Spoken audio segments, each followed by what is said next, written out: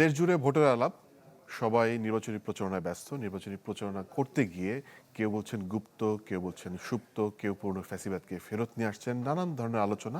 আর এই নানান ধরনের আলোচনা নিয়ে আজকে আমরা আলোচনা করব। আমাদের ভোটের আলাপের আজকের বিষয় হচ্ছে নির্বাচনী প্রচারণার ভাষা এবং জনমানুষের প্রত্যাশা।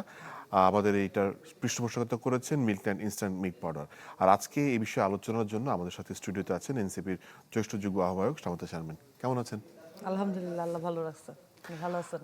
আমিও ভালো থাকার চেষ্টা করছি। ভোটের তো আজকে বাদ দিলে আর থাকছে 6 দিন। হ্যাঁ, সবাই প্রচার প্রচারণায় ব্যস্ত এবং যেহেতু প্রতিদ্বন্দ্বিতামূলক নির্বাচন এবং অভ্যুত্থান পরবর্তী নির্বাচন, ফলে ভোটারদের যেমন আশা আছে, ভোটারদের কাছে প্রার্থীরাও যাচ্ছে। এই প্রার্থীরা যখন যাচ্ছে তখন কথা বলছে, তখন নানান ধরনের কথা আসছে।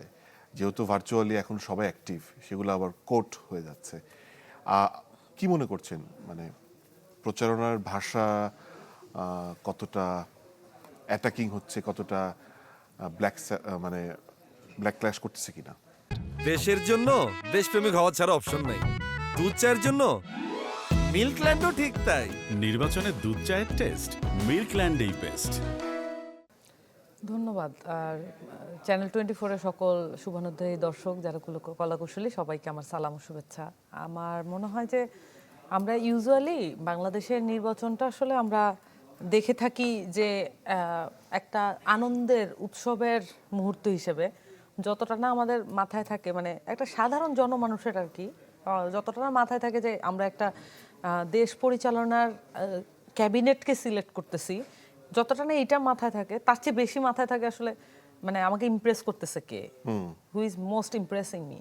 তো এইটার কারণে আসলে প্রার্থীদের মধ্যে এক ধরনের মানে একটা ভাব আসে যে ওই সময়ে আপনাকে আপনার মনোযোগ আকর্ষণ করার জন্য যতটুকু করা প্রয়োজন তারা ওই লেন্থ পর্যন্ত যেতে রাজি। আমার একটা অদ্ভুত অভিজ্ঞতা হয়েছে এবার, মানে এত মেমোরি থাকা অবস্থায় এত মানে পলিটিক্যাল ইম্পর্টেন্ট ভোট তো আসলে আমার দেখা হয় নাই। এর আগের 3টা নির্বাচন তো আসলে অবৈধই হইলো এবং সেটা তো এক ধরনের ফ্রাস্ট্রেশনের জন্ম দিছে, কিন্তু এইবার তো আসলে একদম দেখতে পাচ্ছি। আমার একটা জিনিস মনে হলো যে 21 তারিখ আর 22 তারিখ হচ্ছে প্রচারণা শুরু। 21 তারিখ আর 22 তারিখের মধ্যে ডিফারেন্সটা আমার চোখে খুব পড়েছে। কেমন সেটা? এবং আমি আসলে এটা ফিল করতে পেরেছি without being outside, just to look at the, মানে ফ্রন্ট পেজগুলো দেখেছি আর সবগুলো আওয়াজ আসছিল, বিভিন্ন সকাল থেকে আরম্ভ হয়ে গেল অ্যাটাক। সো এটা যেই অ্যাটাক শুরু করুক এটা তো গুরুত্বপূর্ণ না, কিন্তু আমি এটা বুঝতে পারলাম যে উভয়ে জোটই অ্যান্টিসিপেট করছে যে অ্যাটাক মি বা অ্যাটাক মি ফার্স্ট, বা আমার কাছে মনে হলো যে এইটা মনে হয় একটা এলিমেন্ট পায়ে পাড়া দিয়ে ঝগড়া করার মতো। হ্যাঁ, অনেকটা ওইরকম। এবং মানে আমার কাছে মনে হয় যে এটা এটা না করলে আসলে ঠিক যে নির্বাচন হচ্ছে এটা ঠিক বোঝা যাচ্ছিল, এবং এটা হয়েছেও। এর আগের এক সপ্তাহ এত কিছু হওয়ার পরে, জোট ইত্যাদি অনেক কিছু হওয়ার পরেও আমাকে এই প্রশ্নটা শুনতে হচ্ছিল যে নির্বাচন কি হবে আপা? কিন্তু 22 তারিখের পরে এই প্রশ্নটা হয়তো সপ্তাহে একবার হচ্ছে এরকম সংখ্যায় নেমে আসছে, কিন্তু এটা ফ্রিকোয়েন্ট নাই। সো মনে হলো যে এই জিনিসটা আসলে মানুষও মানে এই ধরনের সিচুয়েশন পছন্দ করে মনে হয়, না হলে ভোট হবে কি না এটা নিয়ে সে কনসার্ন বা সন্দেহ প্রকাশ করে। কিন্তু ব্যক্তিগতভাবে আমি আমি তো আসলে এই ধরনের পলিটিক্সটা এন্ডোর্স করি না, মানে আমি তো দায়িত্বশীল পলিটিক্সটা এন্ডোর্স করি। সো রেসপন্সিবল মানুষ সব জায়গায় রেসপন্সিবল, এটা তার ক্যারেক্টারের অংশ। আপনি ধরেন আমি যাদেরকে ফলো করি বা অ্যাজ এ লিডার আমি যাদেরকে দেখি, তারা কখনোই কেয়ারলেসভাবে একটা মন্তব্য করে এরকম না। সো আমার কাছে এটা আমার ব্যক্তিগত রুচির ব্যাপার। না, ডেফিনেটলি। এই যে পায়ে পাড়া দিয়ে যে ঝগড়ার যে বিষয়টার কথা আপনি বললেন, সেখানে কি এটা দেখানো যে সে এরকম বাজে মন্তব্য করছে, নাকি উস্কে দেওয়া, নাকি দুটোই? দুইটাই ঘটে, মনে হয় দুইটাই ঘটে। এগুলো সম্পর্কে খুব ভালো ব্যাখ্যা করেছে যে আমেরিকান যে বুদ্ধিজীবী বলেন আর ওয়ারের ব্যাপারে বা তাদের যে হিউম্যান রাইটসের ব্যাপারে সবচেয়ে বেশি কথা বলা, বা এই যে মিডিয়া কনসেন্ট মেকিং, এগুলো নিয়ে সবচেয়ে বেশি কথা বলা নোম চমস্কি, ওনাদের যে কাজ, ওনাদের মতো এরকম অনেক বুদ্ধিজীবী আছেন, তাদের যে কাজের বর্ণনা দেখলে কিন্তু বোঝা যায় consent, how to make consent, আপনাকে কিভাবে মনোযোগী রাখতে হয়। এটা পলিটিশিয়ানদের একটা ট্রিক্স অ্যান্ড মানে চিপ ট্রিক্স বলতে পারেন, বাট ট্রিক্স তো বটেই।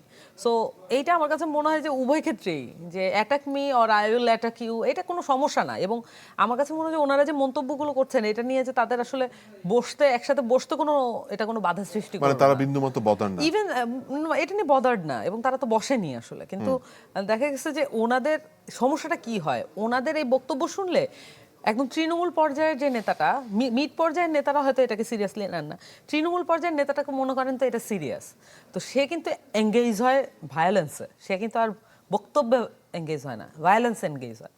এবং তার নেতা যে বক্তব্য সেটার থেকেও কয়েক হাজার গুণ বেশি ডিগ্রি বাড়িয়ে সে বক্তব্য দিচ্ছে, তো সেক্ষেত্রে কিন্তু আরো কারণ তৃণমূল থেকে হয়তোবা তার পাওয়ার কিংবা শো করার আরো বেশি একটা চাপ tendency থাকে। থাকে। হ্যাঁ, হ্যাঁ। চাপ থাকে, এটা এলাকারই একটা চাপ থাকে যে আপনি তো কিছু বলেন না, এই জন্য তো তারা এত বেশি বাড়ে। সো এই এক্সপেরিয়েন্স গুলো এবার হলো Right. আর কি।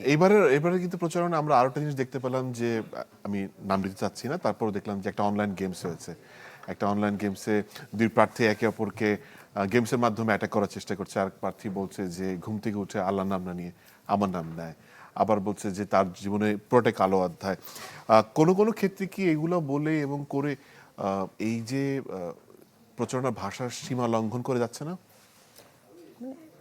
প্রচারণার ভাষা সীমা লঙ্ঘন তো এটা আমার ব্যক্তি অভিমত দিয়ে আমি তৈরি করব না, বা আপনারটাও আপনি করবেন না, এটার তো একটা গাইডলাইন আছে। সো ওই গাইডলাইন ব্রেক করেছে এরকম কোনো অভিযোগ আমার কাছে আমি অন্তত দেখতে পাইনি সোশ্যাল মিডিয়ায়। যদি ব্রেক করে তাহলে এটার ব্যবস্থা নেওয়া উচিত। কিন্তু আমার কাছে মনে হয় যে ওই যে মানে মনোযোগ আকর্ষণের যে আমাদের তো এমনিতে টাইম স্প্যানটা, যতক্ষণ স্প্যান অফ অ্যাটেনশন এইটা তো খুব কম। তো যতক্ষণ আপনাকে আটকে রাখা যায়। এবং আরেকটা জিনিস হচ্ছে, আমি একটু এই বিষয়টাতেই আমি একটু বলতে চাই যে আমরা যে পুরো রাজনীতি, হ্যাঁ অভ্যুত্থানে অবশ্যই ফেসবুক সোশ্যাল মিডিয়া এগুলো খুবই ইম্প্যাক্ট, এবং এটা ফেসবুক রেভলিউশন বললে আপনি অত্যুক্তি করবেন না আসলে। Right. কিন্তু এই পুরো রাজনীতির এত কিছু সিরিয়াস বিষয় আমরা যে ফেসবুকে নিয়ে আসলাম, এটা কি আমাদেরকে দীর্ঘমেয়াদে ভালো ফল দিবে? আমি জানি না, দিলে ভালো, তাহলে তো ভালো, অনেকে এআই আসতেছে। কিন্তু নারী হিসেবে কিন্তু এটার খুব ভালো অভিজ্ঞতা আমার হয় নাই, কারণ আমরা অত্যুক্তির পর্যায়ে সীমা ছাড়িয়ে দিতে দেখেছি এআই এবং সোশ্যাল মিডিয়ায় যে বুলিং, এগুলোর মাধ্যমে কিন্তু নারীদেরকে অ্যাটাক করা, এটা কিন্তু অত্যুক্তির সীমা পার হয়ে যায় অনেক আগে। এইটা অপব্যাখ্যা এবং মিথ্যা তথ্য এবং বুলিং এবং অ্যাটাকস, হ্যারাসমেন্ট, এগুলোর লেভেলও মাঝে মাঝে ছাড়িয়ে যায় না?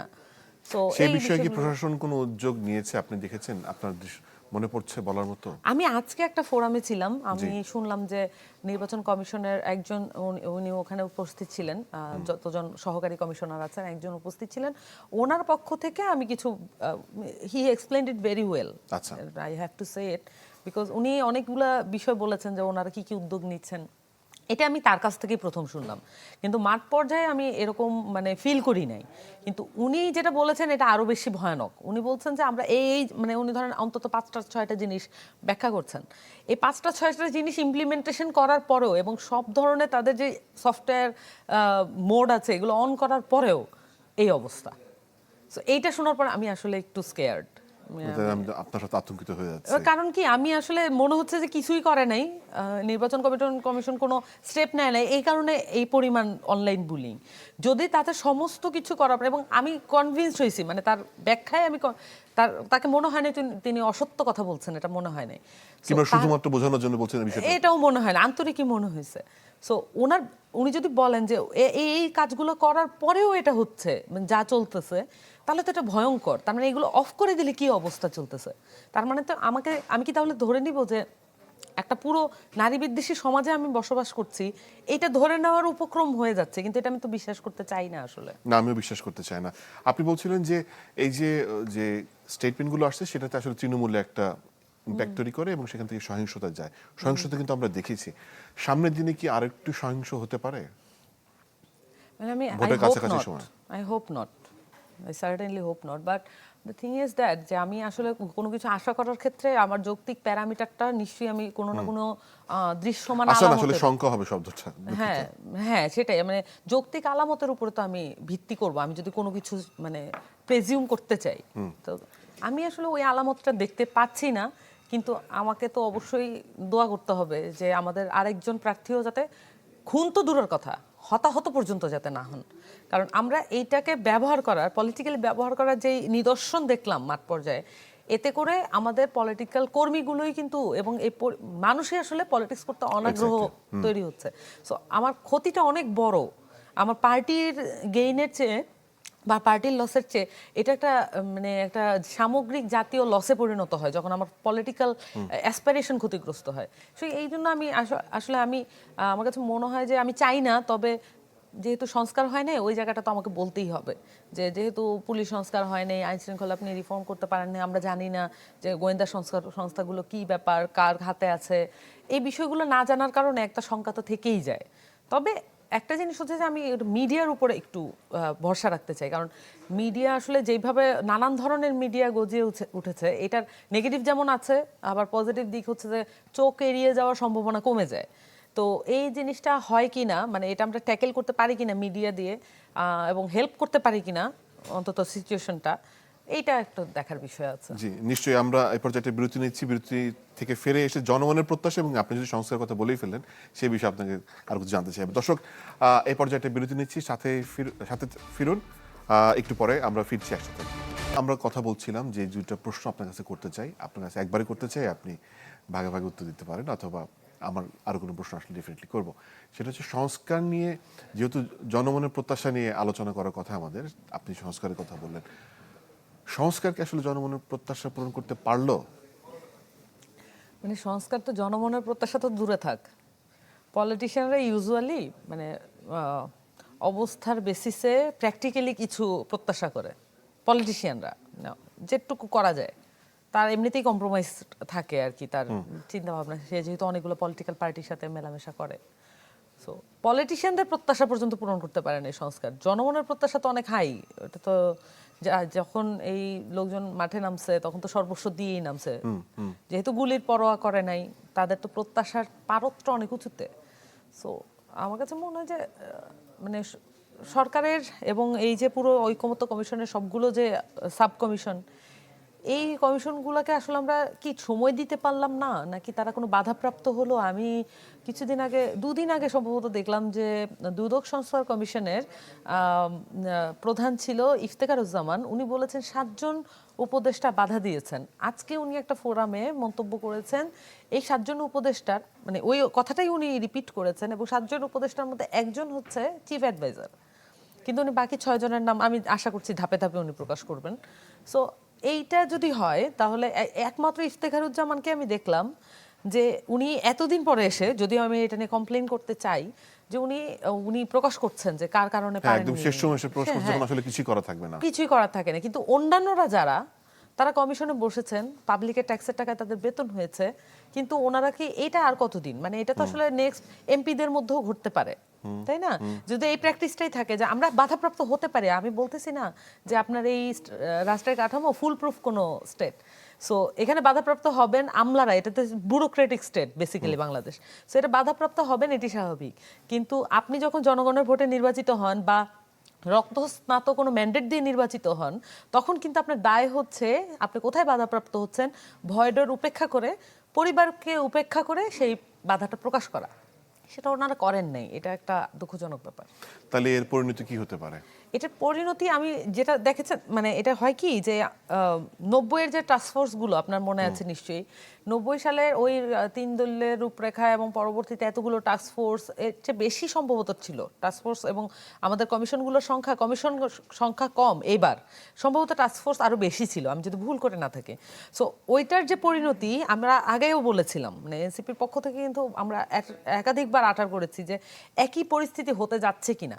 কারণ জুলাই সনদের উপরেও যেমন অনেক কিছু নির্ভর করছে, একই সাথে কিন্তু ওই যে প্রস্তাবনাগুলো, ওইটার যে ইমপ্লিমেন্টেশন মাঠে, ওইটার উপরেও কিন্তু অনেক কিছু নির্ভর করছে। কারণ ওখানে অনেকগুলো ডেমোক্রেটিক, সব আপনি করতে পারবেন না, এবং ওখানে ওনারা কিন্তু মেয়াদ আলাদা করে দিয়েছেন, স্বল্প মেয়াদী, দীর্ঘমেয়াদী। সো এই জিনিসটা মানে এই বিষয়গুলো যদি ইমপ্লিমেন্টেশন করা না যায়, ডেমোক্রেটাইজেশন আপনি হচ্ছে মুখে দাবি করলে বা একটা ভোট দিলে ডেমোক্রেটাইজেশন হয় না। সো এইটা আসলে পিপল তো একসময় বুঝবে, মানে আমাদের পিপলের তো আসলে একটা সহ্য ক্ষমতার মধ্যে তারা রাখার চেষ্টা করে, কিন্তু সবসময় এটা থাকবে না আমার কাছে মনে হয়। রাইট। সরকার যে গণভোটের প্রচার করছে তাতে কি খুব লাভ হবে মনে হচ্ছে? মানে মানুষজন এই ফেড আপ অবস্থায় কি গণভোটে সরকারের যে রিফর্মের প্রস্তাবগুলো সেগুলোর ক্ষেত্রে একমত পোষণ করবে নাকি, কি মনে হয়? না, আমি আশাবাদী, কারণ আমি আচ্ছা। উৎসাহ দেখেছি। আমি এবং মানে কেউ কেউ খুব মানে তার যদি অনেক হতাশা থাকে তারপরও বলছেন যে দলে ভোট দেই বা না দিই, গণভোটে হ্যাঁ দেওয়ার জন্য হলেও যাব কেন্দ্রে। সো আমি আশাবাদী, আমি আসলে এই জায়গাটায় আমার মানে কোনো সন্দেহ নাই যে হ্যাঁ জয়যুক্ত হচ্ছে ইনশাল্লাহ। আমিও আপনার মতো আশাবাদী হতে চাই। আরো একটা বিষয়, সেটা হচ্ছে আমরা যখন এই সংস্থাগুলো দেখলাম সেখানে অনেকগুলো সমালোচনা ছিল, সমালোচনা আসলে তারা ক্ষেপে যাচ্ছিল। মানে তারাও কি উপদেষ্টারা বিশেষ করে এবং সংস্কারের সাথে যারা জড়িত ছিল তারাও কি দিন শেষে ব্যুরোক্রেটরা কি তাদেরকে মানে অতীতের রূপ ধারণ করে দিতে বাধ্য করছিল, এরকম কি? কেউ কাউকে কোনো কিছু বাধ্য করে না। হাসিনাকে যে হাসিনাকে ভুল বোঝানো হয়েছে, এই মডেল থেকে আমরা একটু বের হই। যে যা করে এটা তার নিজের লাইফের চয়েস, কেউ কাউকে কোনো কিছু বাধ্য করতে পারে না। যদি অসৎ হওয়ার জন্য বা দুর্বল মেরুদণ্ড থাকে, আপনি অসৎ হবেনই, আজকে হোক কালকে হোক। কিন্তু দুর্বল মেরুদণ্ড কেন থাকবে একটা মানুষের? তার মানে কিসের লস? হয় কোনো কিছুর জন্য লোভ থাকতে হয়, আর কোনো কিছু হারানোর লসের ভয় থাকতে হয়, দুইটার একটা। সো হারানোর ভয় মানে হচ্ছে যে কোনো ক্ষেত্রে এটা অ্যাটাচমেন্ট, মানে হয় সম্পদের প্রতি আপনার অ্যাটাচমেন্ট, আর না হলে পাওয়ারের প্রতি আপনার অ্যাটাচমেন্ট। সো এইগুলোই বিষয়। আমার কাছে মনে হয় যে এইটা ওনারা মানে মানে ব্যক্তিগতভাবে আমি মনে করি যে উপদেষ্টা প্যানেল এবং আমাদের যে কমিশনগুলো, তারা পুরোপুরি ব্যুরোক্রেটকে সহযোগিতা করার জন্য উঠে পড়ে লেগেছিলেন, কে কার চেয়ে বেশি সহযোগিতা করতে পারে এই আমলাতান্ত্রিক এই বিষয়গুলোকে। এবং আমলাদেরকে খুশি করা কিন্তু তাদেরকে এক ধরনের সেফলি তাদেরকে ক্যাবিনেট safe থেকে passage দেয়।